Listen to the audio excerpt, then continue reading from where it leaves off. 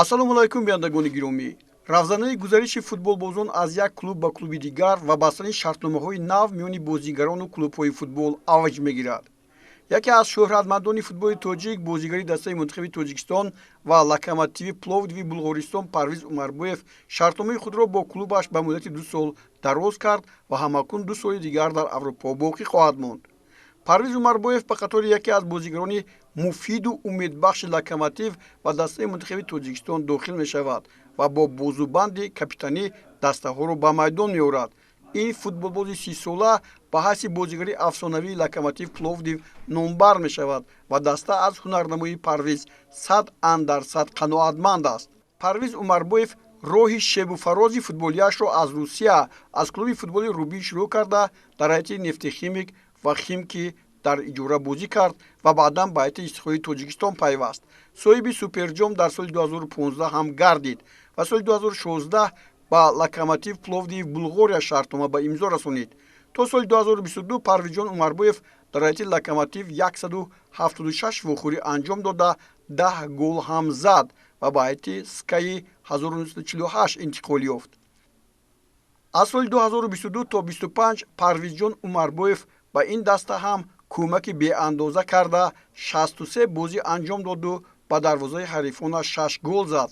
инак соли 2025 бозгашти Умарбоев ба Локомотив Пловдив раҳандозӣ шуд ва ин футболбози боистеъдоди тоҷик, ки дар ҳайати дастаҳои мунтахаби наврасони Русия соли 2012 ва баъдан ҷавони Тоҷикистон ва мунтахаби асосии Тоҷикистон ҳунарнамояшро идома дод, аз худ таърихи наве боқӣ мегузорад.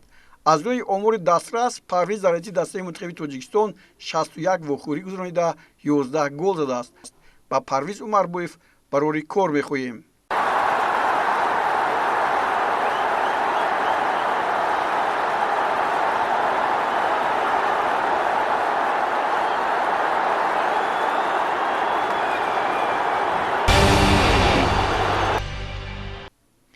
истиқлоли душанбе омодагиро ба бозиҳои гурӯҳии Лиги Чемпионҳои Осиё 2 ва идомаи чемпионати Тоҷикистон дар шаҳри Минск идома медиҳад.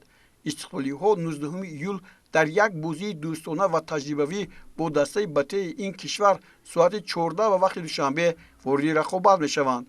алҳол дар бораи бозигарони нав дар даста хабари дурусту дақиқе ба дасти мо нарасидааст, вале аз рӯи хабари сомонаи расмии истиқлолиҳо бо 3 бозигари худ қарордоди ҳамкориро қатъ карданд.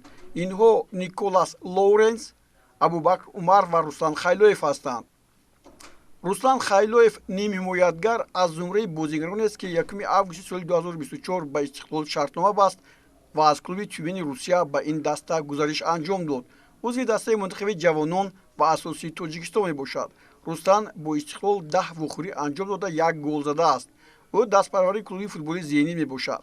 дар ҳайати дастаи мунтахаби 23-солаҳои Тоҷикистон 2 вохӯрӣ ва мунтахаби асосии Тоҷикистон 4 бозӣ гузаронидааст. расонаҳо хабар медиҳанд, ки Руслан бо дастаи Уфа гуфтушунӣ дорад ва шояд дар мавсими нав дар ҳайати ин даста бозӣ мекунад.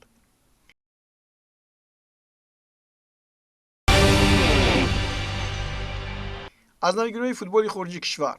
Лукас Васкес Реали Мадридро тарк кард. ҳимоятгари испанӣ Лукас Васкес баъди тарки даста ба мухлисони дастаи Реал Мадрид чунин муроҷиат кардааст: салом мадридиҳо, ман ин паёмро барои он ба шумо мерасонам, ки ҳамарӯза дар вақти дар Реал буданам шумо ба ман ғамхор будед ва дастгирӣ мекардед. ташаккур ба шумо. хеле аҷиб буд.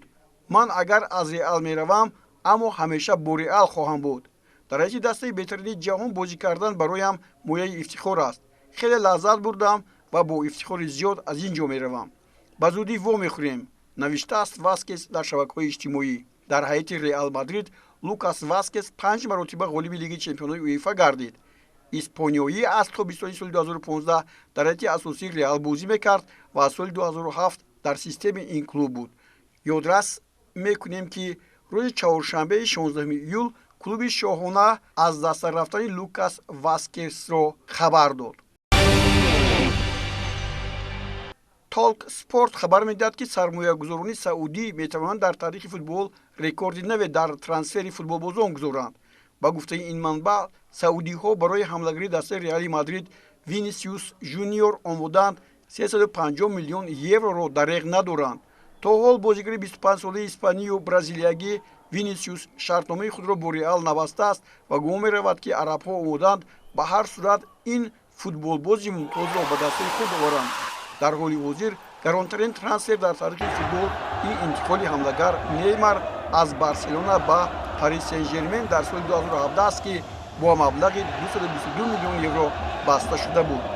дар мавсими гузашта винисиус дар ҳама мусобиқаҳо дар 58 бозӣ ширкат карда дар онҳо 22 гол ва 19 партофти головар анҷом додааст. кур ба шумо ки бо мо будед аз навигариҳои футболу варзиш хафо намонед ва канали моро тамошо кунед. хайр.